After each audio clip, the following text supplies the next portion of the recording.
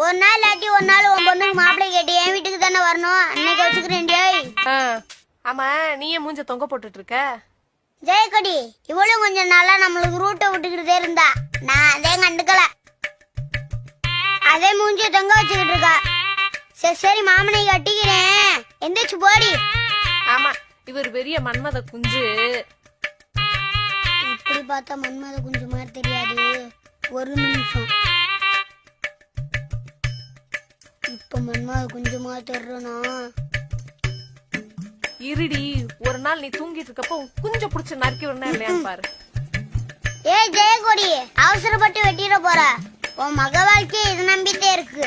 அத போய் அறுக்கணும்ன்ற பேரம்பேத்தெல்லாம் பாக்கணுமா வேணாமா? அதுக்குள்ளயும் போய் சேர்ந்துடாத. வாய மூடுறா, எது தேத்து பேசிக்கிட்டு.